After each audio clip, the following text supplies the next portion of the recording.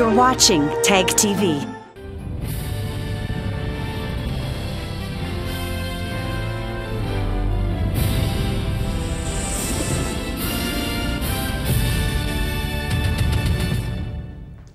Good evening. Welcome to South Asia Newsline. I'm Surbhi Sharma. Here are the top stories we are tracking for you on Thursday, the 11th of October.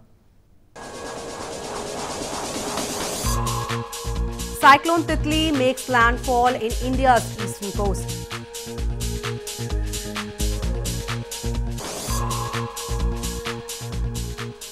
Pakistan formally requests IMF for financial assistance.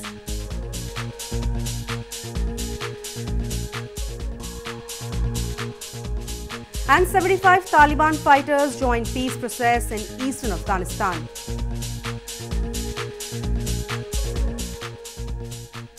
And now for all the details, a cyclone slammed into India's eastern seaboard on Thursday, destroying huts, uprooting trees and snapping power lines. Heavy winds were likely to cause a storm surge, and officials said they expected low-lying areas in the provinces of Odisha and Andhra Pradesh to be inundated.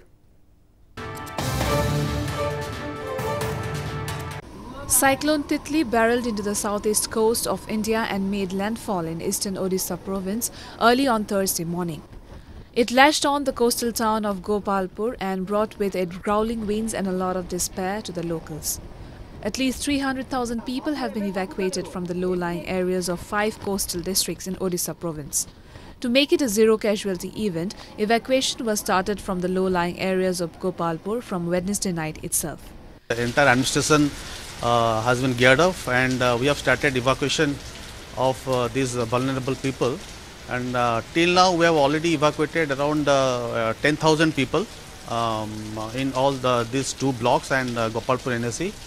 We have we have kept them in different cyclone shelters and in schools. तो जिला प्रशासन हमको पूरा alert किया है और जिला प्रशासन से हमारा पंचायत से हर आदमी को हम जितना कोशिश करके सुबह से अभी तक सचेतन कर रहे हैं, सब माउथ से अनाउंस करके सचेतन किया. The Bay of Bengal often witnesses cyclones at this time of year, and some have led to widespread death and destruction. The state of Odisha was last month hit by the low-intensity cyclone Dae. 2 terrorists were gunned down by security forces in an encounter in Handwada area of India's northern Jammu and Kashmir province on Thursday. The encounter broke out in the early hours of the day after security forces launched cordon and search operations in the area following intelligence inputs. Internet service were suspended in all education institutes were closed in the frontier district following the operations. India accuses Pakistan of regularly training and infiltrating terrorists to mount attacks on Indian soil. Pakistan denies the allegations.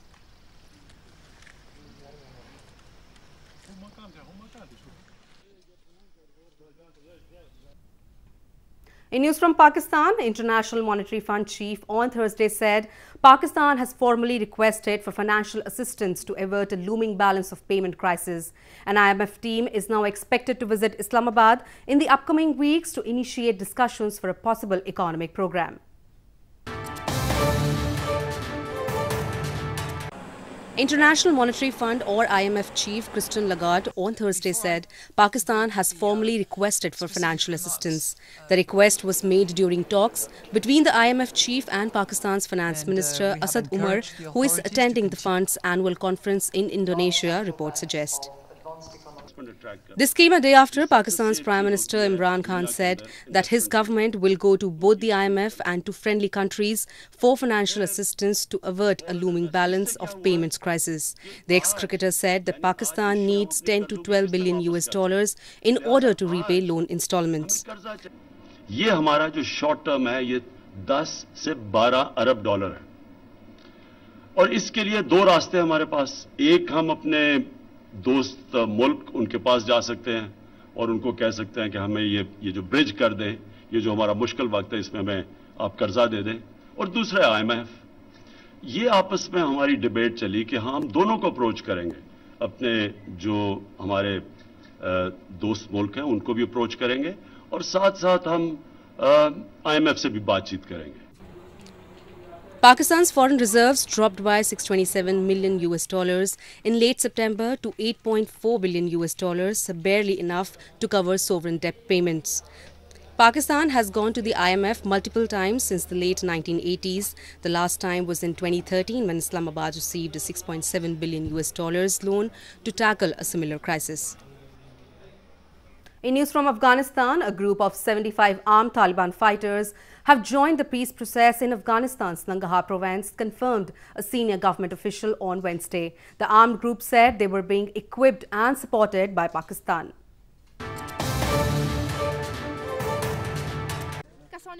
"75 armed Taliban insurgents have joined the peace process in Afghanistan," said Governor of Eastern Nangarhar province Hayatullah Hayat on Wednesday. Hayat said that the armed group was fighting against the government forces in different parts of the Batikot district in the country. The group, after joining the peace process, said they had support from Pakistan to fight against the government and that Islamabad's intelligence agency equipped them. د دونه به موږ د بټیکوټ په امنیت کې په هر هغه ځای کې چې لازم وګڼلی شوه دا به د موږ د ملي امنیتي دفاعي ځواکونه او د بټیکوټ د خلکو سره چې دوی د همدې سیمې اوسېدونکي دي اوږه په اوږه به د دې خاورې د دشمنانو په مقابل کې سر د نن نه انشاءالله دو ګډون کوي. پاکستان طرف نه کیږي او پاکستان یې کوي نو د پاکستان د ایسای پروګرامونه دي. The group also handed over 100 heavy and light weapons to the government.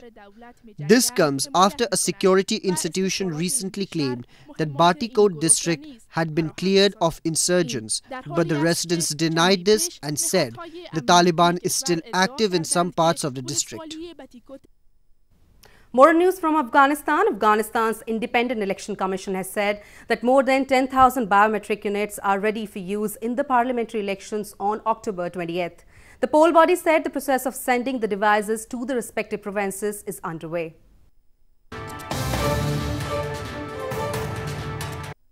Afghanistan's Independent Election Commission or IEC has said that more than 10,000 biometric units are ready for use in the upcoming parliamentary elections on October 20. The poll body said the devices have been charged, updated and packaged and are being sent to respective provinces by air and overland. The Commission has identified 20,053 polling stations across the country for election day and has issued licenses to 53,000 election monitors from political organizations, civil society and representatives of candidates to monitor the polls. انتقال دستگاه‌های بیومتریک و فهرست ارائه دهنده‌ها تا اکنون با تمام وسایلش از راه هوا و زمین به ولایت‌های فرا، بادغیس، هرات، زابل، کندهار، ارزگان، هلمند و نیمروز انتقال داده شده. The IEC has so far trained 2,000 individuals to use these biometric devices. It has also appointed over 100,000 employees for the election day, half of whom are women. Moving on to news from Bangladesh, demonstrators called for death penalty after a special court on Wednesday gave life sentence to Tariq Rahman, son of Bangladesh former Prime Minister Khalida Zia, in a 2004 grenade attack. Meanwhile, 19 others were given death penalty in the case, a plot to assassinate incumbent Prime Minister Sheikh Hasina.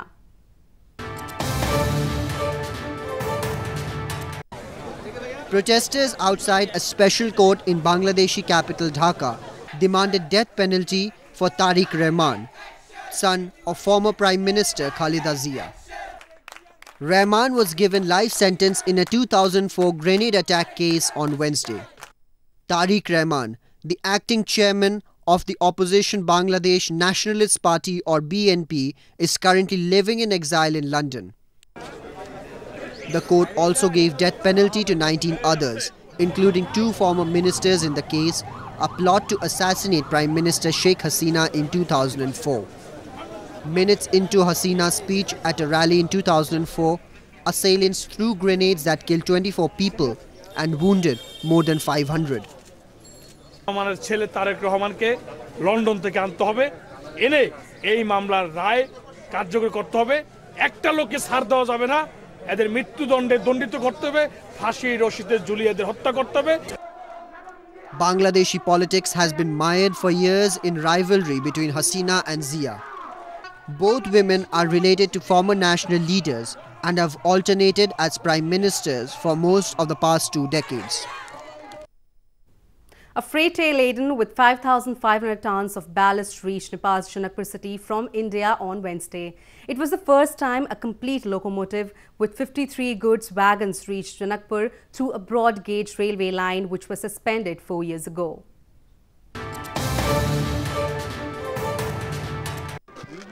A freight train laden with 5,500 tons of ballast from India's Jharkhand province arrived in Nepal's Janakpur city on Wednesday after a gap of about 5 years.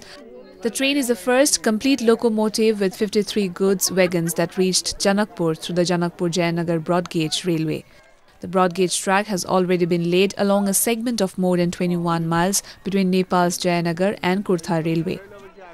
We had narrow gauge service from Jayanagar to Jayanagar to Janakpur, but due to the construction broad gauge, the old system is not going to work anymore.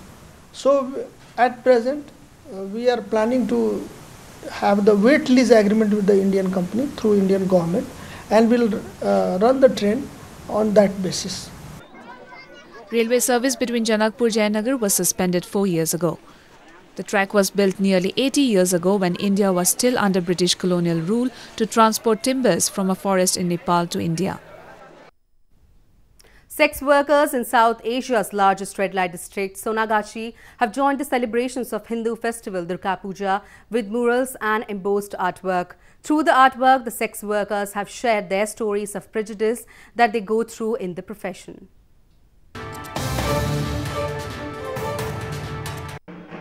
Sex workers of South Asia's largest red light district, Sonagachi, in India's West Bengal province, have been celebrating the Hindu festival Durga Puja in a unique way by depicting their life through murals and embossed artwork. Through their marquee, the sex workers have shared their stories and harsh prejudice they face in the profession. From the entrance of the marquee to the main temple where the idol of goddess Durga is placed, murals and artworks have been made explaining how these women are treated and tortured by their customers.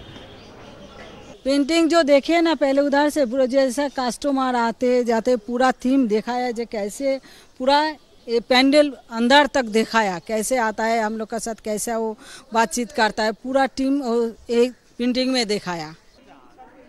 Durga Puja is an annual 5-day-long festival dedicated to goddess Durga, synonymous with power and feminine force. It is believed that during the festival, the goddess descends on earth to rid it of demons and bless her devotees with happiness and prosperity. Bollywood megastar Amitabh Bachchan turned 76 on Thursday. Fans across India celebrated Bachchan's birthday by dressing up like him and organizing various events dedicated to him.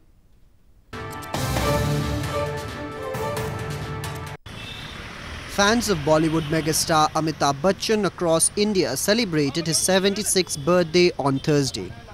The megastar is widely regarded as one of the greatest and most influential actors in the history of Indian cinema. In India's entertainment capital Mumbai city, a group of fans, including some who dressed up like him, gathered, holding banners, danced on the actor's movie songs. सबसे पहली बात तो आदरणीय श्री अमिताभ बच्चन जी को शुभकामनाएं देना चाहती हूँ. वो जियो हजारों साल और साल के दिन रहे 50,000. Meanwhile, in India's Bhopal city, a huge collection of Bachchan's movie CDs were displayed to mark the occasion.